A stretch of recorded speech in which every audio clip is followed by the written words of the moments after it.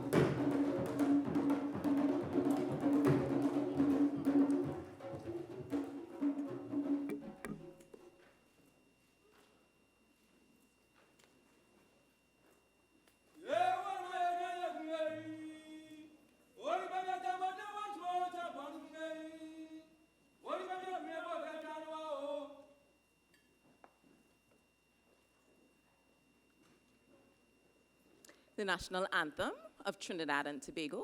We invite you to stand.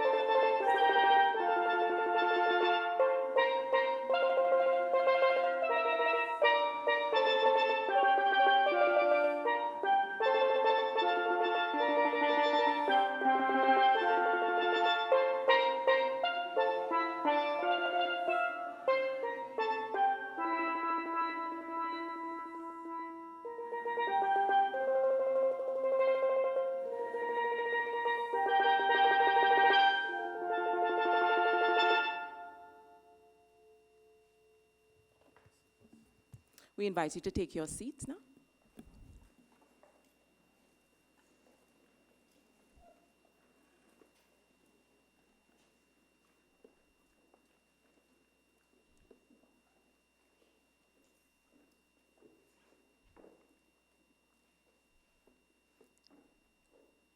Prime Minister of the Republic of Trinidad and Tobago, Dr. the Honorable Keith Rowley, His Royal Majesty Otumfuo Osei Tutu II, the Asante Hene, Chairman of the Council of State of the Republic of Ghana and Paramount Chief of Ashanti Juaben Traditional Area, Nana Oto Suribo II, Paramount Chiefs and Queen Mothers, Honorable Ministers of Government, Minister of Education, Dr. the Honorable Nian Gatsby Dolly, Minister of Foreign and CARICOM Affairs, Senator the Honorable Dr. Amory Brown, Minister of Trade and Industry, Senator the Honorable Paula Gopi-Schoon, Campus Principal, Professor Rosemary Bell Antoine, members of the UE St. Augustine Executive Management Team, ambassadors, high commissioners, and other distinguished members of the diplomatic corps, former UE principals and deputy principals, deans, heads of departments, members of staff and students, the St. Augustine Guild of Student Counselors, members of the Emancipation Support Committee, members of the National Joint Action Committee, members of His Majesty's entourage in attendance, members of the media, ladies and gentlemen. Good evening. My name is Dr. Debbie McCollin, and it is my esteemed pleasure to be your host for this very distinguished lecture by His Royal Majesty Otumfuo Osei Tutu II, the Asante Hene. Thank you for joining us at the University of the West Indies. We do ask now that you please put your phones on silent or vibrate. This event is one that is very near and dear to me, especially as a lecturer in the Department of History and the Caribbean Civilization Unit, where we teach our students about African history and the rich cultures that have emerged from Africa that have significantly influenced Caribbean identity and the diverse society in Trinidad and Tobago today. Such an occasion helps us develop an appreciation of world cultures, international relations, and the extensive contribution of Africa to the global trade. So being here and being able to listen to His Majesty's lecture is something I consider a true privilege, and I know that you agree. To begin this evening's proceedings, I am delighted to invite to the podium the person who spearheaded this initiative, as she saw the value in our academy connecting with our Ghanaian guests and their experience of Trinidad and Tobago. I now invite the Pro-Vice Chancellor and Campus Principal of the St. Augustine Campus, Professor Rosemary Bell Antoine, to deliver welcome remarks.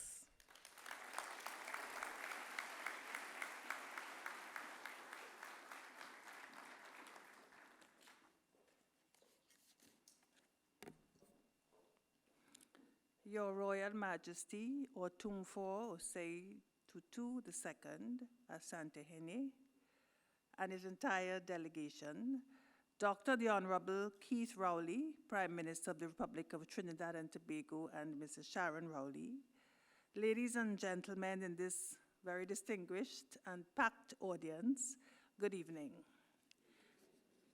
I am deeply honored to welcome His Royal Majesty, King of the Asante Nation and Chancellor of the Kwame Nkrumah University of Science and Technology, to the St. Augustine campus of the University of the West Indies. Of course, the UE is no stranger to His Royal Majesty, given our 2017 partnership with the University of Ghana through our sister campus, Cave Hill in Barbados. In fact, UE gave him an honorary doctorate in 2008. For a long time, we, on this side of the Atlantic, have expressed a deep desire to strengthen ties with Mother Africa. There has been much talk, but despite the bonds and history that we share, some might say because of it and all the baggage it involves, that meaningful engagement has not been forthcoming. We still await the direct flight from the Caribbean to Africa.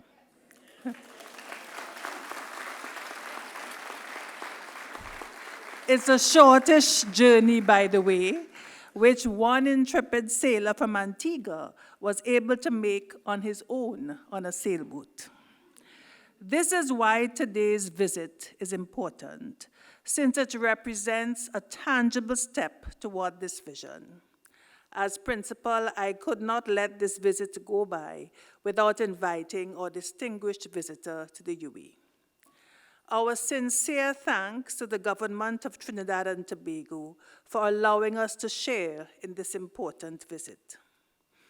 It is time for us to reconnect with Africa.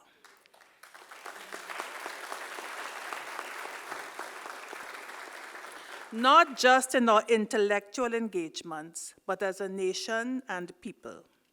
And it is not simply because of nostalgia or history. Africa is an important continent.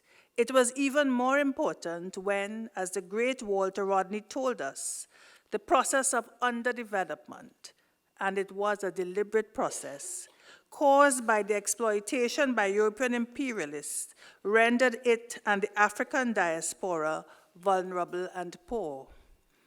That countries within Africa, including Ghana, have been able to challenge that paradigm of persistent poverty and re-emerge as strong, flourishing states is a remarkable achievement and testimony to the brilliance, discipline, and innovative spirit of the African people.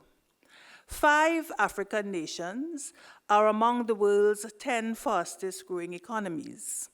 And Africa itself is emerging as the fastest growing continent in the world. Notably, it has achieved this while still proclaiming and celebrating its cultural identity to the world. It is therefore an important role model for us here in the Caribbean. Yet, this is about much more than reclaiming Africa and its place in the world. The larger project is the thrust toward a more equal playing field in the world sphere, something that all of us non-white peoples in the so-called third world, a label which we should reject as derogatory, but is at the same time telling a hurtful truth, must participate in. Global relationships have often turned out to be one-sided or even illusionary, whether we reference international financial structures, trade, aid, bananas, climate injustice, or even university grant funding. The terms and conditions are seldom favorable for developing states. There is therefore an imperative for us, the scholars, intellectual leaders, and the policy makers of the diaspora, to work with Africa and others to develop meaningful and more equitable partnerships to address the common challenges that we face in an increasingly perilous and unequal global space. Together, we must create a more just world. At the Prime Minister's dinner for His Royal Majesty, I noticed how enthralled the delegation was when the piece, The Ganges and the Nile, was performed. I know they understand the task ahead for unity, something we sometimes take for granted. It is fitting that in this time of African Renaissance, that the world, especially the developing world, should look to Africa for leadership, not just because of a sense of belonging and common identity, but because Africa has already given the world so much, albeit often unacknowledged, and can do so again. I was fortunate to have heard the famous scholar of Africana Studies at Rutgers University, Guyanese-born Professor Ivan van Sertima, speak several years ago. His life's work was spent reminding us that early African civilization, as early as 3000 BC, was far advanced in astronomy, metallurgy, mathematics, architecture, engineering, agriculture, navigation, medicine, and writing.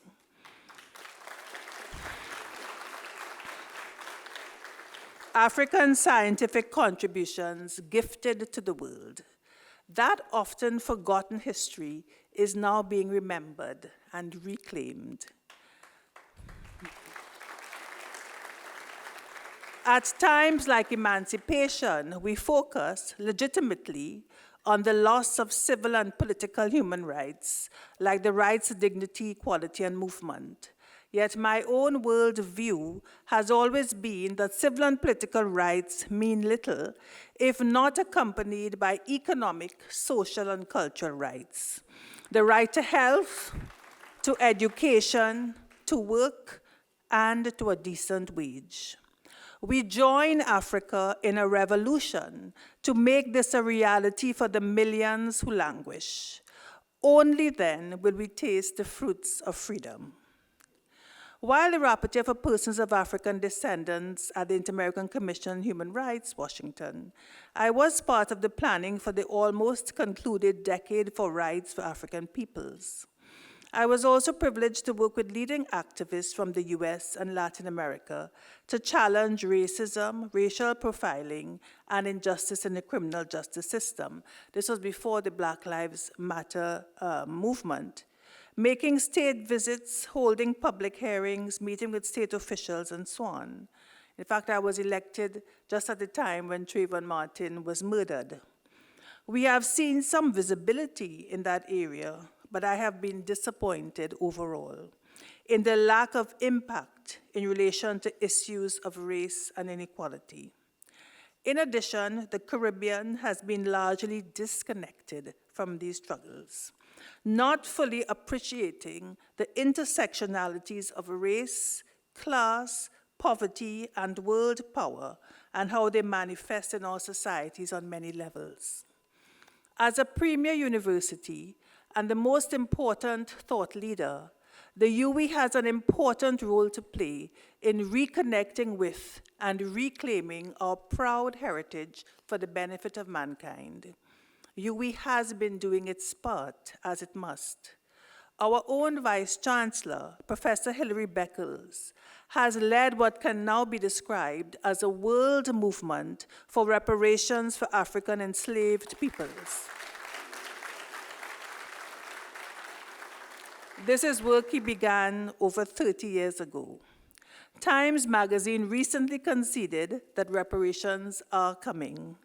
We have begun to repair not just the tangible in terms of economic loss, but also the intangible losses and hurts. The UWI has also led in climate change and the blue economy, challenges that disproportionately impact the developing world and the diaspora. Almost 40 years of advocating on this issue. Our Professor Oliver Headley, for example, invented some of the earliest solar systems in the world, allowing Barbados a clear advantage in solar energy for many years. This is why the UN officially designated the UWI as the lead university in the world on climate change.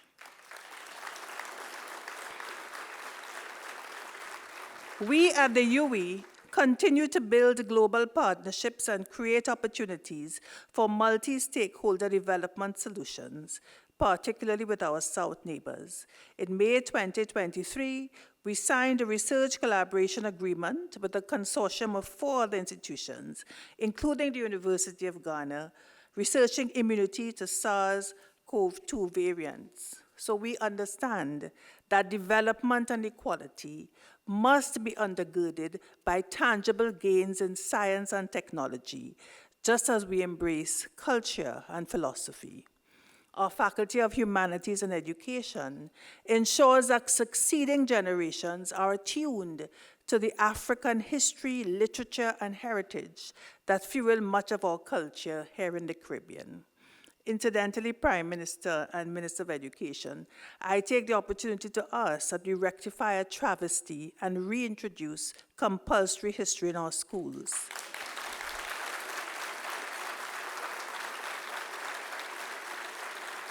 Including including the histories of our multi-ethnic societies such as Africa and India. Actually, this Daga auditorium was renamed in honor of an African ex-slave soldier, revolutionary leader, who led a mutiny in June 1837 against the British Army. The transformational leader of the 1970 Black Power Revolution in Trinidad and Tobago, then Guild president on this campus, and of course, start of NJAC, changed his name to Makandal Daga in his honor.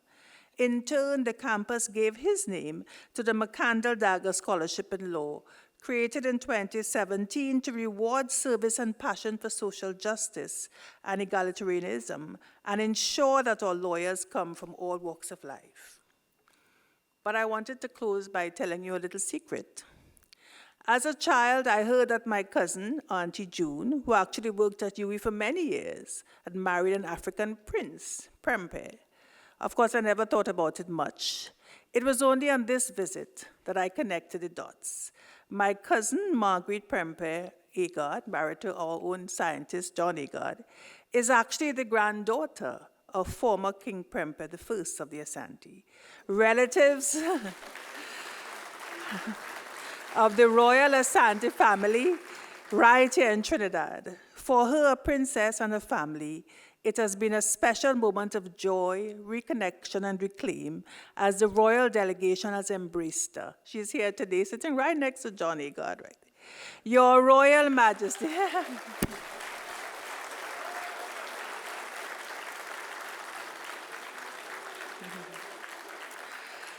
Your Royal Majesty, I am aware that these past few days have been packed, so we thank you for carving out the time to be with us and to share your thoughts and perspectives. Your visit here is an important symbol of the bonds we must nurture and the life-changing work we must do together. We have begun to repair, now we must reconnect, reclaim, and move forward. Emancipation must be more than a celebration or fashion statement. It must be a revelation. It must be a revelation and a revolution. Thank you.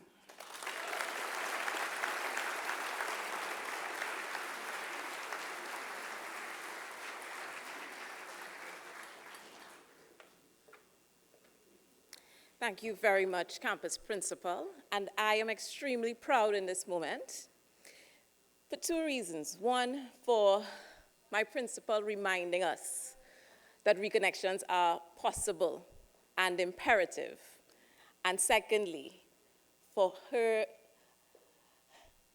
pushing forward the history movement and the history campaign, and reminding us again how imperative it is for us to reinstitute history in our schools. Thank you so much. I do want to acknowledge, before we move on, the presence of our government ministers, all of them. Thank you for being with us today. I would like to invite our audience in the Daga Auditorium to direct their attention to the screens where our Vice Chancellor of the University of the West Indies, renowned economic historian and chair of the CARICOM Reparations Commission, Professor Sir Hilary Beckles, will offer greetings from the University of the West Indies regional headquarters located in Jamaica. It is for me a tremendous honor and a great joy to welcome back to the Caribbean, back to the University of the West Indies, my old friend Otumfuo, His Royal Highness Osei Tutu II Asantehene. My only regret, my old friend, is that I cannot be there in person to welcome you to our university. Circumstances have not allowed for that on this occasion. It has been too long, my friend, since you were last with us. It was indeed 15 years ago in 2008 when you visited with us at the University of the West Indies. On that occasion, you were with us at the Cayfield campus in Barbados, where you received in our graduation ceremonies and honorary doctors of law. This visit has been memorable, and the students and the public remember very well your extraordinary speech given to the graduating class. Now you are with us at the St. Augustine campus in the Republic of Trinidad and Tobago, and your visit with us is very timely indeed. Our university is in the throes of celebrating 75 years of service, 75 years of dedication to the people of the Caribbean and the world beyond. And your presence in our 75th year, Your Royal Highness, will be of great enrichment to our celebrations and also to our reflections. My colleagues, I know, are overjoyed by your presence at the St. Augustine campus, as are the students, excited to hear from you and to meet with you. I know, Otumfuo, that you are very fond of the Caribbean, and that being here is a great joy for you.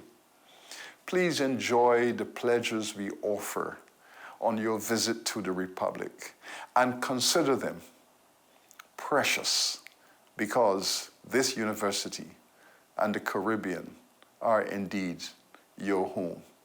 So welcome. Tremendous honor it is for all of us, and we thank you for taking the time to be with us once again at the University of the West Indies.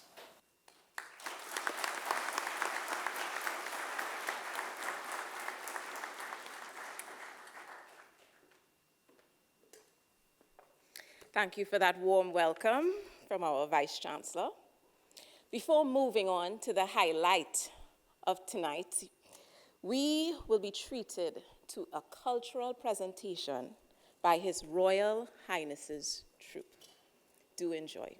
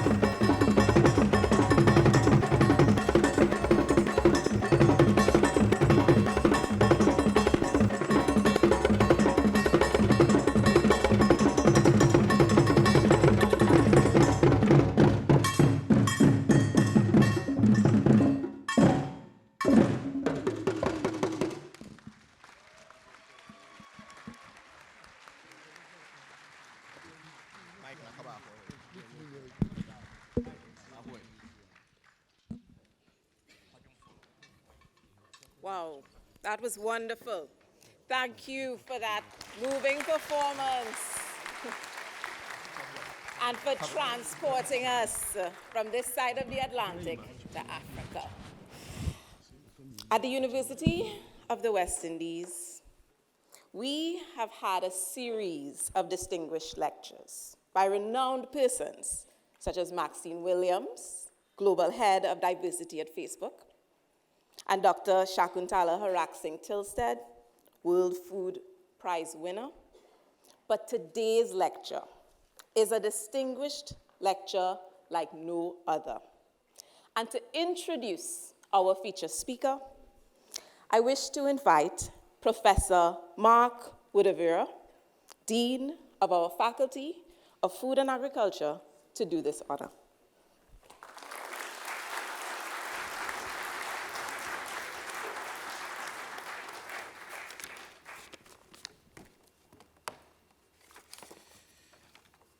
Thank you, Chair. Prime Minister of the Republic of Trinidad and Tobago, Dr. the Honorable Kit Rowley, His Royal Majesty Otumfuo Osei Tutu II, the Asante Hene, distinguished ladies and gentlemen.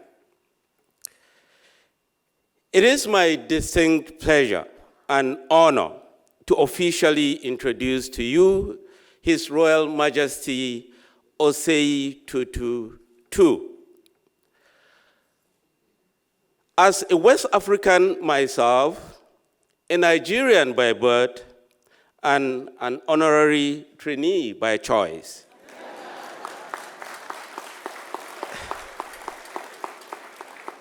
I say, Mema wo akwaba. Yema wo akwaba. Welcome, Your Royal Majesty, to my university and my home of some over 20 years.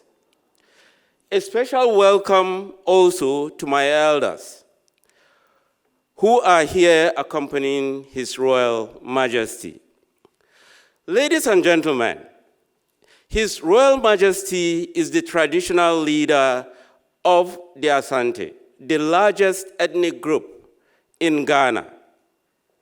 When he became king in 1999, after the death of Nana Akpoko-Ware II, he became the 16th Asante Hene, or in English, king. The Asante were one of the Akan-speaking peoples who settled in the forest region of modern Ghana between the 11th and 13th centuries. The separate Asante chiefdoms were united by Osei Tutu in the 1670s and in 1696. He took this title of Asante Hene and founded the Asante Empire. His Royal Highness is a direct descendant of the founder of the Asante Kingdom, Osei Tutu I. Educated in Ghana and the United Kingdom at the University of North London, where he read Human Resource Development and Public Administration. In 1989, he founded Transpomec International Ghana Limited. Groomed in Asante traditions and statecraft since childhood, His Royal Majesty ascended the Golden Stool on 26 April 1999. In Asante, the family line is matrilineal. Inheritance passes from the mother to her children. The Golden Stool is also passed down in like manner to one of the king's maternal nephews. The Asante king's influence exists alongside the modern democracy in Ghana. His position and that of the traditional chiefs are entrenched in the 1957 Constitution. Since his ascension to the Golden Stool, he has established a solid foundation for cooperation between tradition and modernization by emphasizing the need for tradition to redefine itself in a rapidly changing world without losing its essence. His Royal Majesty, who is Chancellor of the Kwame Nkrumah University of Science and Technology, has sought to revitalize the Asante Nation and to use its resources to promote education, health, services, industry, and international partnerships and cooperation. This determination to enhance the quality of education of Ghanaians led to the Association of Commonwealth Universities conferring on him the Simmons Award in April 2000. His Royal Majesty is the Grand Patron of the Grand Lodge of Ghana and the sword bearer of the United Grand Lodge of England.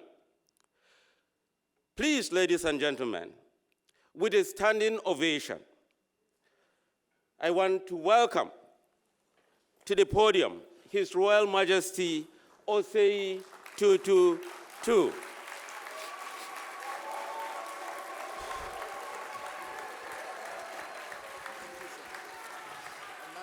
Well researched. Thank you.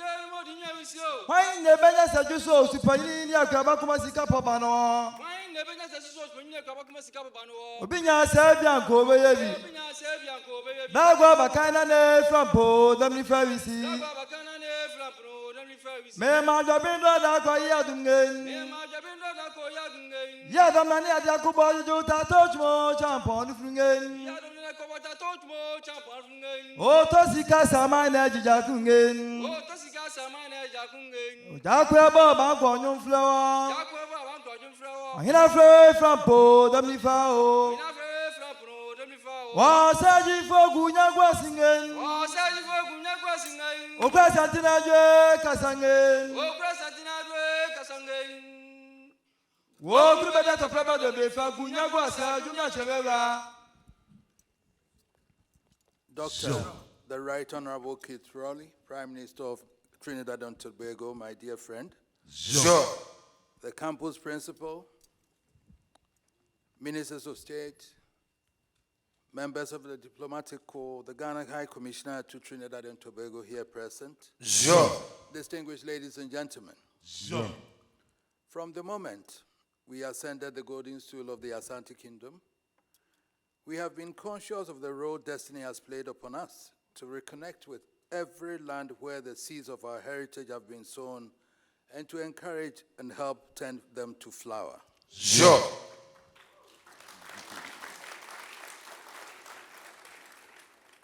Through the pain and agony of our history, through the incomprehensible destruction of the slave trade and humiliation of colonial subjugation, millions of our sons and daughters were thrown into bondage across the seas centuries past. Sure. The mind cannot comprehend the bestiality of the combined enterprise. And yet, out of that nightmare have sprung nations and peoples who today constitute one formidable estate of modern society. Sure. Whenever I have thought deeply about that episode in history, I've been reminded of the battle cry of the Asante Kingdom at the height of its power as one of Africa's greatest warrior kingdoms. Sure. Asante Kotoko, Ukuma Pema Pembeba, translated to mean Asante Kotoko, if you kill 1,000, 1,000 will storm back. Sure. Like, Sure. and it represents the kills of the porcupine. That battle cry speaks to the unconquering spirit of our people. And I see it fully reflected in the Caribbean islands, in the United States, in Brazil, in Suriname, and yes, in the heartland of Europe. In these far-flung lands, millions of our own perished at the hands of slave masters in heart-rending circumstances. But far from being swept into oblivion by the tide, their seeds have germinated, proudly bearing the glorious fruits we behold today in Trinidad and Tobago and the many beautiful nations of the Caribbean. Sure. The millions now stand tall over the ashes of the martyrs who fell, testimony to the undying spirit that says, Ukumapima Apimbaba. Sure. Just as our spirits cannot be broken, so we cannot be divided or estranged from our heritage. It is the reason we place great importance on our relations with the Caribbean island states and why we are thankful to Prime Minister, the Honorable Dr. Rowley, for the opportunity to undertake this visit to your enchanting twin island. Sure. In 2008, 9 years after our coronation, I paid my first visit to these isles, to Barbados, just was confirmed by my dear friend, the Vice Chancellor. I was privileged on that visit to deliver the commencement address at the Barbados campus of the University of West Indies. I feel particularly honored, therefore, on this visit to be given another opportunity to address this Trinidad campus of this great university. Sure. Principal, thank you. Sure.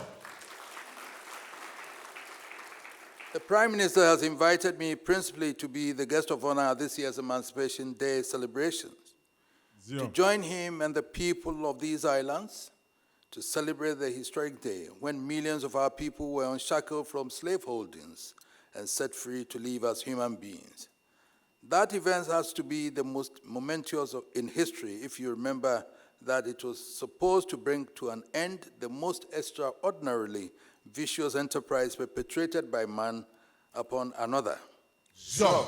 And I believe it deserves to be celebrated with the same degree of earnestness as any other universally celebrated event. Sure. That event was in 1834, only 1 year shy of 190 years, long enough, one would have thought, for its objectives to have been cemented in history. And yet, even as we herald the event, there remains the potent issue of whether emancipation has delivered on its promise. So perhaps it cannot be out of place today to share some thoughts with you on living with the post-emancipation challenges. I recognize this is a massive subject, and you will pardon me if I keep it within a rather narrow frame, but I do hope there will be enough time to stimulate further discourse. Sure. It is important to recognize at the outset that the emancipation story is conjoined with the African heritage, and its impact, therefore, is inseparable from the African experience. Sure. I will argue, therefore, that you cannot separate the conditions of Africa today from the conditions of the Caribbean, nor can you isolate the afflictions arising from the pervasive challenges of discrimination and racial inequality from the challenges confronting Africa and the Caribbean islands. Sure. This is because all these afflictions have grown from the same root, and notwithstanding the geographical and social differences and the different stages of development evident, especially on the continent, we all have been bitten by the same virus, and the consequence is the same wherever we may be. Sure. It is crucial, therefore, to be aware in order to understand the African condition that we never ignore and indeed always remember our common historical experience. Understanding the historical experience is the first step towards the discovery of what I will call the social penicillin that gets to the root of what has become an endemic condition. Sure. We should not take for granted that the experience is too obvious for all to see. In the mid-1970s, a distinguished British soldier and academic who was once Commander-in-Chief of the British Army of the Rhine, General Sir John Hackett, wrote a book in which he sought to construct a scenario of a Third World War, of what a Third World War might be. Sure. He opened the chapter on the cradle of conflict with a British major asking his fictional general what he thought history would say about the comings and goings that had precipitated the war. The general replied without hesitation, "History will lie." Sure. It was the opening sentence in the chapter about the Middle East and Africa, and with true insight, he concluded that the general knew what he was talking about. Sure. It is almost as though when it comes to the experience of Africa, truth is fated to be casualty. Avoiding the beaten track of truism, as the Australian sociologist Hannah Arendt would say, is the long-established attitude towards Africa and her heritage. Sure. We are either the exotic pebble some white man found in a forbidden land and managed to shape into something useful according to his tastes, or we are just some subhuman human species guided into civilization by some truly selfless European servants of God. Sure.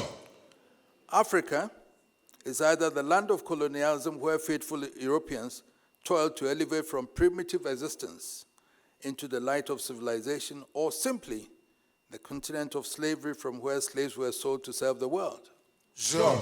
By the dominant narrative even of today, nobody would be faulted by believing that both colonialism and slavery are specifically African phenomena. Sure. Nothing could be farther from the truth. Sure.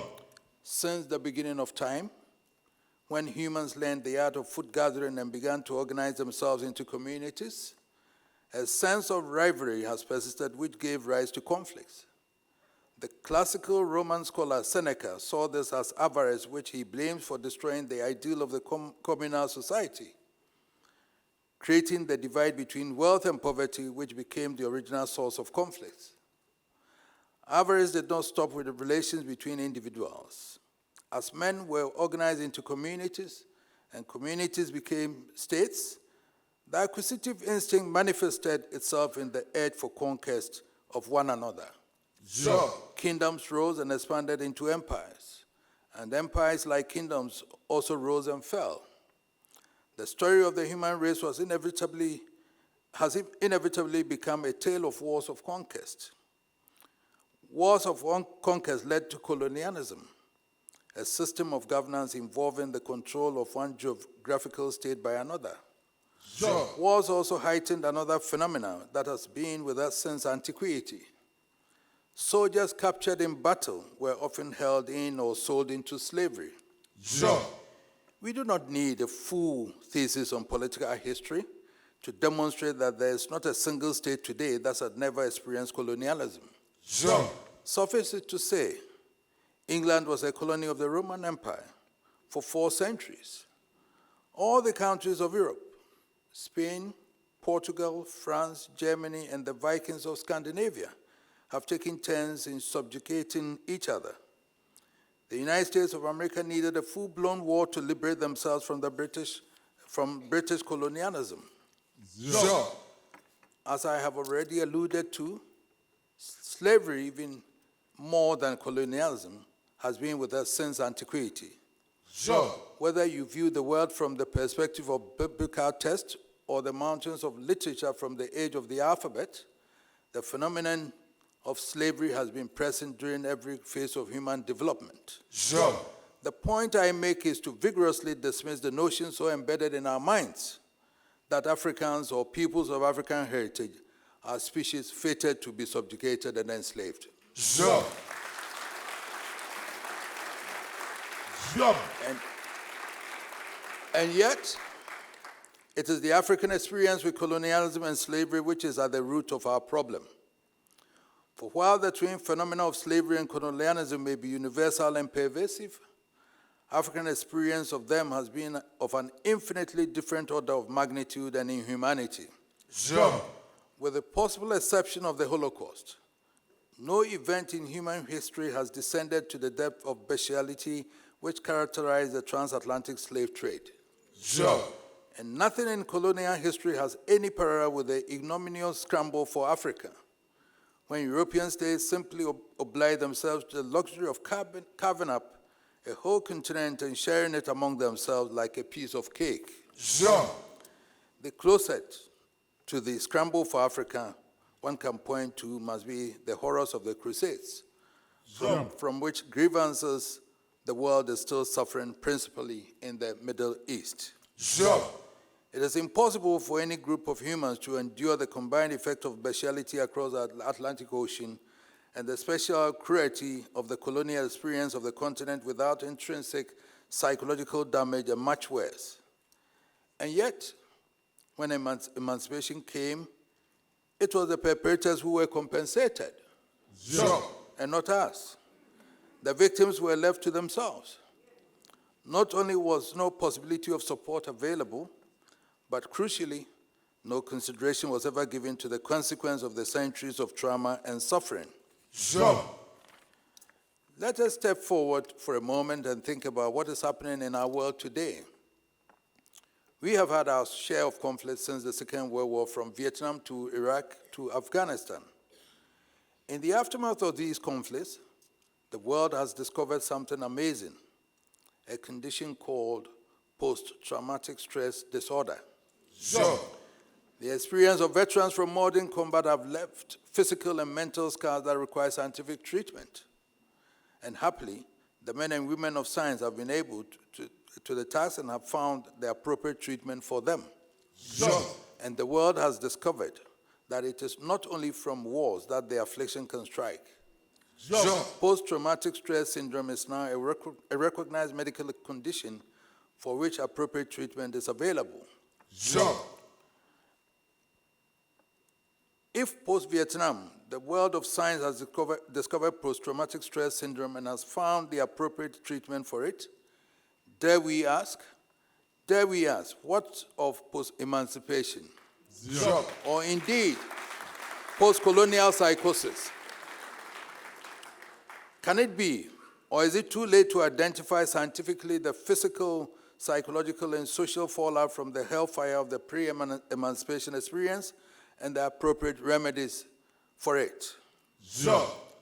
J.K. Galbraith, the respected American diplomat and intellectual, reminds us in the most moderate and scholarly tone that no memory is so deep and enduring as that of colonial humiliation and injustice. Jump. Both the pre-emancipation and the post-emancipation experience evoke memories greater in its impact upon the people. Jump. Leaders of the Black emancipation movement like Marcus Garvey, W.B. Du Bois were unrelenting in asserting that emancipation on its own could be of no effect without a conscious effort to liberate the minds of the people after centuries of subjugation and dehumanization. Jump. But as we know too well, no evidence exists of any effort to address the challenge of liberation from the psychological, intellectual impact of the twin evils of slavery and colonialism. Jump. And the situation is compounded by the continuing spectra of racism from which peoples of African descent continue to suffer globally. Jump. The failure of the post-emancipation experience to address the challenge of the mental and psychological liberation of the people from the combined effects of slavery and colonialism cannot be dismissed as a factor in the struggle of hard-pressed leaders of Africa and the Caribbean to bemoan and grapple with perceived lack of ambition, Jump. low esteem, and a whole range of conditions directly linked to our historical experience. Jump. These considerations evoke mixed emotions for the heritage of Africa, nearly 200 years after emancipation. On the one hand, emancipation and the end of colonialism in Africa have changed the face of the world. Jump. What could be more inspiring than to see one of us in the highest political office on the planet, as Barack Obama did when he was elected President of the United States, or to see Colin Powell in overall command as chair of the Joint Chiefs of Staff of the most powerful armed forces in the world, Jump. or my own Busumuru Kofi Annan as Secretary General of the United Nations. Zio. Today, the entire continent of Africa has been rid of the colonial tag and engaged with the rest of the world in freedom. Governments from the Caribbean to Africa are striving against heavy odds to lift their people onto a new level of prosperity. Zio. The seeds of our heritage are doing a great job in the lands from where we were once colonized, determined not to be held down any longer. But the challenges remain and often truly daunting. Zio. But even while engrossed in the struggle to shake off the effects of post-emancipation neglect, to overcome poverty and uplift the living standards of our people, it remains my view, ironically, that our experience shines a brighter light on the path to global peace. Zio. The world does not often remember that the troubles in the Middle East today are the result of the unbroken chain of calamities dating back to the Crusades in the 3rd century. Zio. The seeds of ancient grievances are still bearing their poisonous fruits on the world. And particularly the children of both victims and perpetrators are suffering their killing effects in the streets of Iran, Iraq, Afghanistan, and Palestine.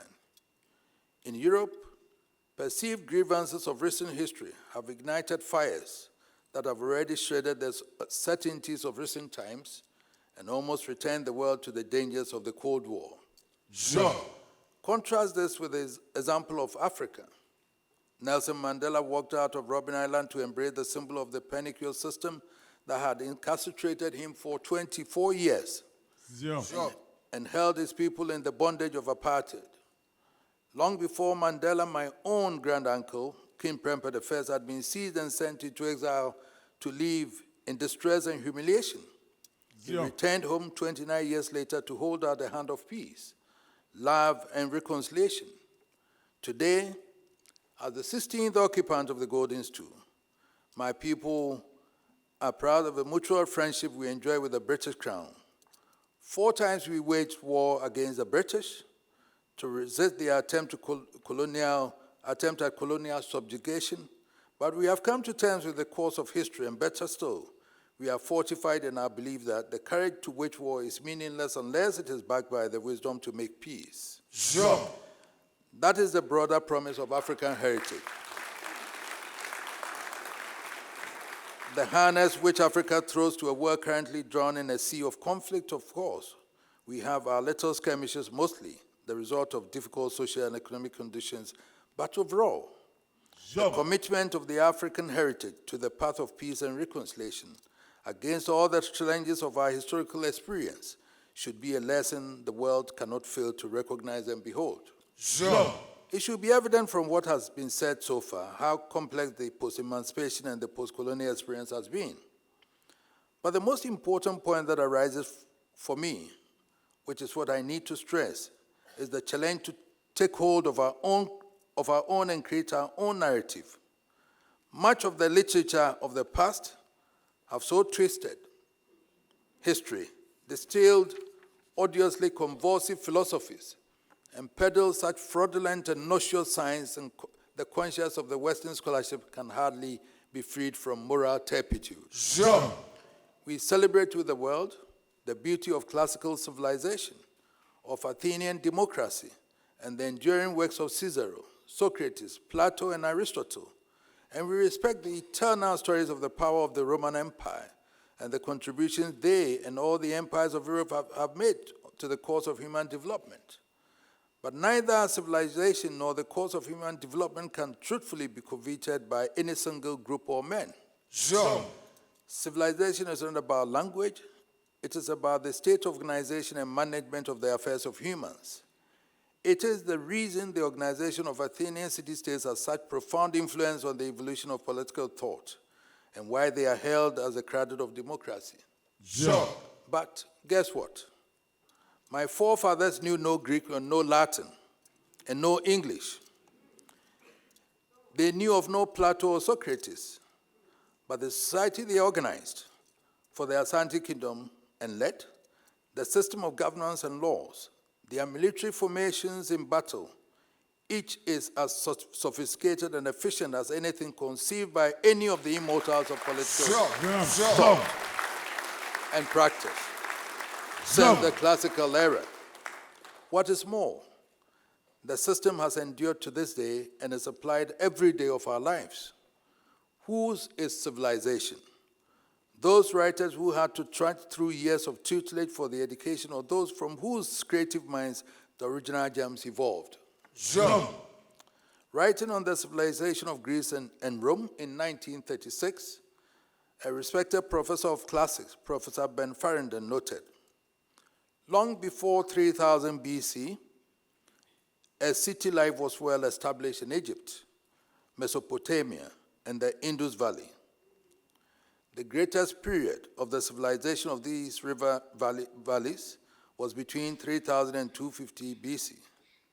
Here were great cities where men lived highly sophisticated lives, surrounded with architectural and other monuments of art, practicing the art of writing, already considerably advanced in the knowledge of arithmetic, geometry, and astrology, not wholly without ideas of hygiene and medicine, and with literature of some scope and significance. Professor Farrington reminds us later that the 3 R's had been invented in Egypt and Mesopotamia. Reading and writing and arithmetic were regularly taught to a class of scribes without whose aid the administration of the large and complicated state would have been impossible. In spite of the attempt to present the civilization of the river valleys as relating only to the Arabs on the other shores of Asia Minor, it was in fact the civilization of the Nile Valley, with continuous links downstream to the west of the continent of Africa. In West Africa, great empires were rising, beginning with the Songhai Empire, the empire of ancient Ghana, from whom my country took its name, and the Mali Empire. The strength of the Muslim religion in West Africa is the result of the ancient ties between the civilization of the north and west of the continent. From the east to the south, other great empires flourished in Africa. In general, historians have chosen to ignore these remarkable events and to rather consign the African experience, at best as an appendage to the story of European adventurers and at worst as some subhuman evolution. It is a travesty that does not have a place in our time.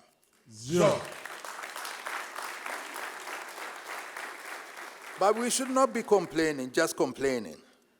History has not been fair, but it should not hamstring us to our past. We should be capable of mastering the energy to rebuff the misconceptions of the past and build a better world for ourselves.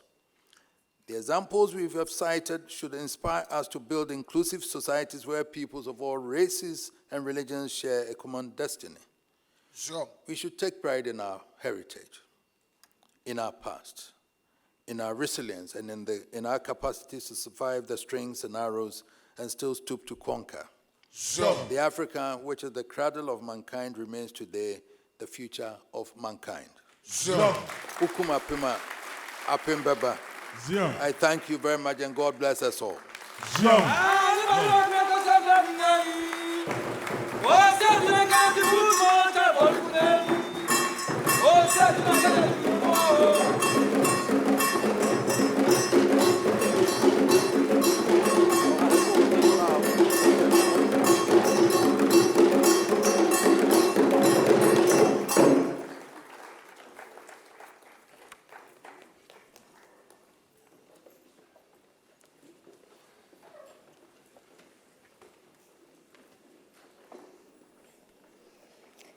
Thank you, Your Royal Highness.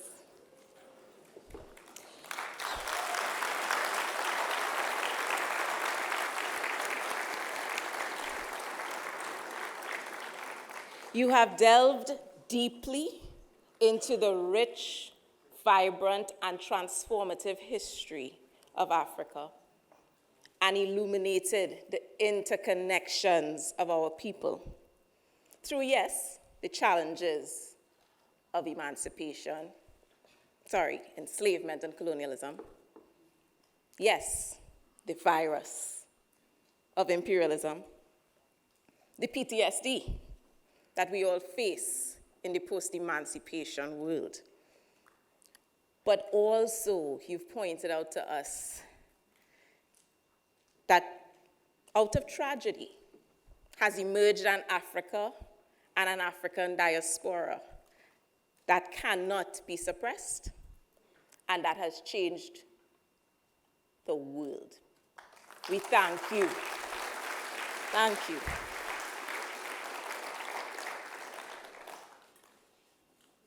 One of the things that we value here at the University of the West Indies is our relationship with our students and their representative organization, the Guild of Students. The Guild allows our students to acquire the skills that are necessary to become the leaders of tomorrow. Additionally, at the UE, St. Augustine, we have over 75 student clubs. For example, the African Society, the History Society, near and dear to my heart, of course, the Astronomy Club, the Indian Cultural Society, and so many more. And so now it is fitting to close off our proceedings by inviting one of our students. We now welcome to the podium the newly installed president of the St. Augustine Campus Guild of Students, Aishwarya Miraj, to deliver the vote of thanks on our behalf.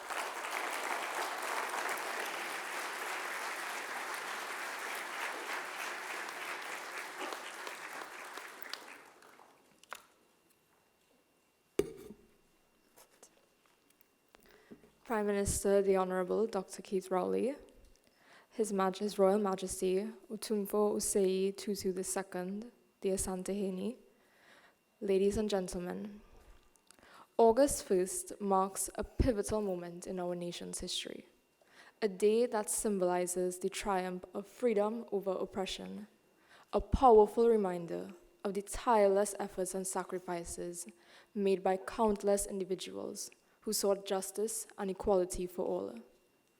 On this significant day, we honor the bravery of those who dared to dream of a world free from the shackles of oppression. We pay tribute to the enslaved men, women, and children who endured unimaginable hardships but never lost hope in the promise of a better tomorrow. I am honored to stand before you here today to deliver a most deserving vote of thanks at this auspicious and distinguished open lecture. First and foremost, I would like to offer a heartfelt thanks to His Royal Majesty.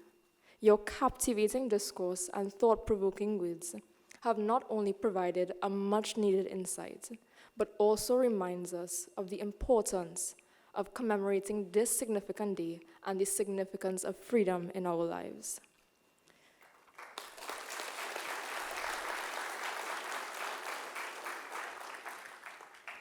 I would also like to extend a heartfelt thanks to our distinguished guests and dignitaries who honored us with their presence here today. Your support and encouragement is most certainly valued. I must also acknowledge the hard work and dedication of the UE staff that aided in organizing this event.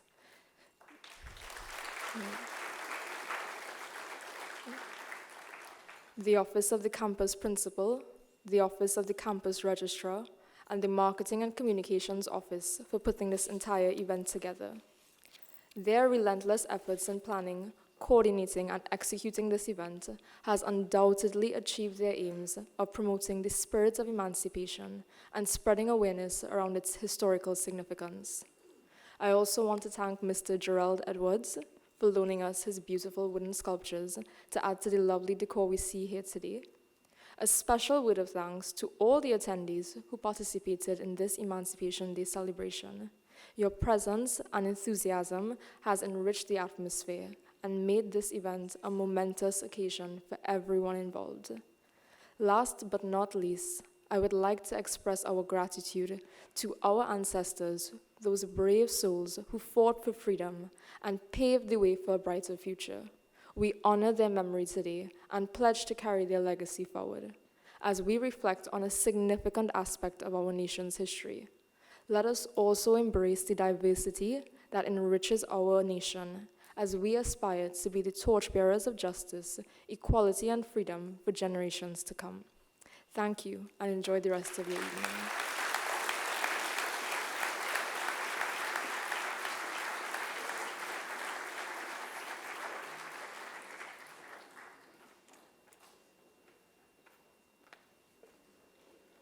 Thank you. We would now like to invite our campus principal, Professor Rosemary L. Antoine, to present a token of our appreciation to our distinguished guests.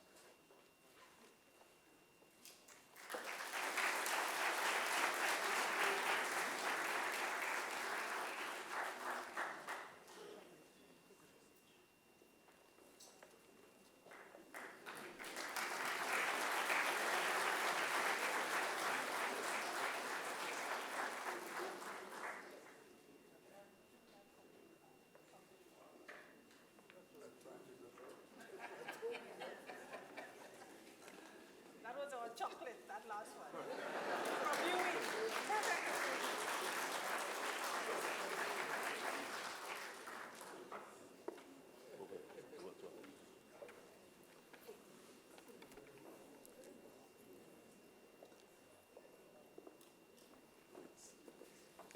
His Majesty has some gifts for you, so wait.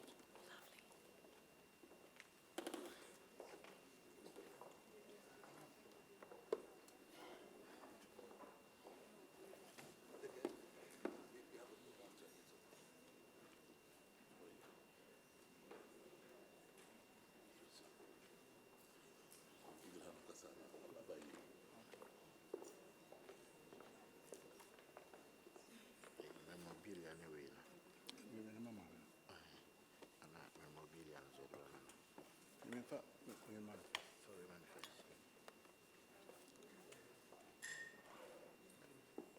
Robert Chancellor, I now have the honor and privilege on behalf of His Majesty Otumfuo Osei Tutu II, Asante Hene, to present to you this hand-woven kente cloth, a stole.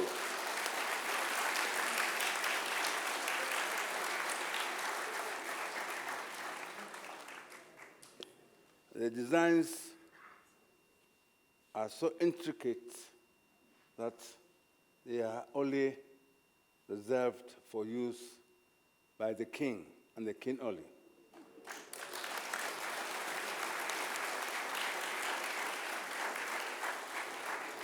So by implication, I may be allowed to crown you as the queen for this event.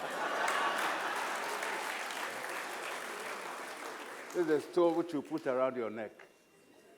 And I don't want to overstep the limits of my authority. No, you are free to put it around. Okay. Then I don't know.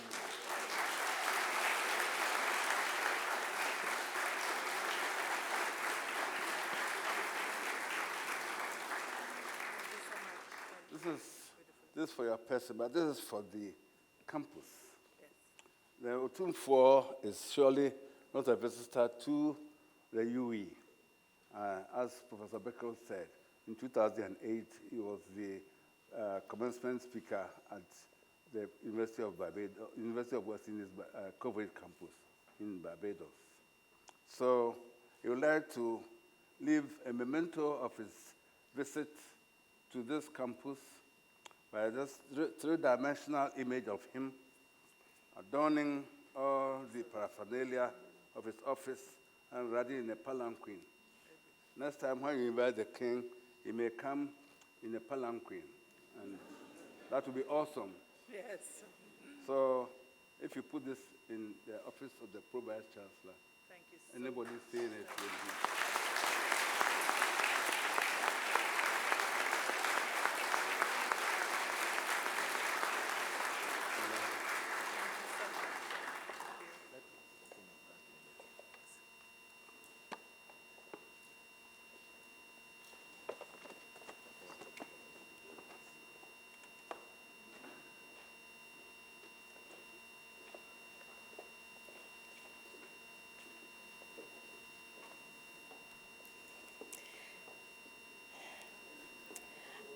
At this juncture, we would like to deviate a little bit from the program because we were told by a little birdie that His Royal Majesty loves the steel pan. And so we would like to invite Mr. Keon Batiste, a past student of the Department of Creative and Festival Arts, to do a special performance.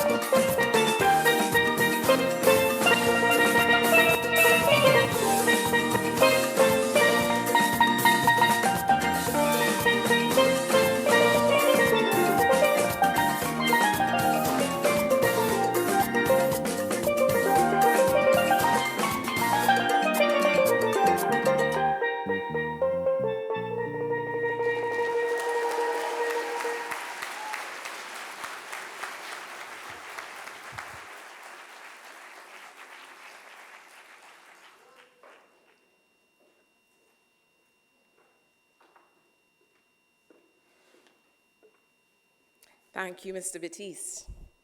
This brings us to the end of our proceedings this evening, at least the official part of it. We invite you now to exit the way you came in. The ushers are going to guide you in this process, but we would like to invite our specially invited guests on the stage to remain, our government ministers, the Guild of Students, and the executive management team of the University of the West Indies for some organized pictures that will be taking place. So if you could remain, but we would like our wonderful audience at this point to exit. And please note that there are refreshments for you outside. And I want to say that it has been a pleasure this evening to usher you through these proceedings. And I welcome you to look out for a recording of this event on our social media channels. Thank you. I pray that you have a safe trip home. Good night, everyone.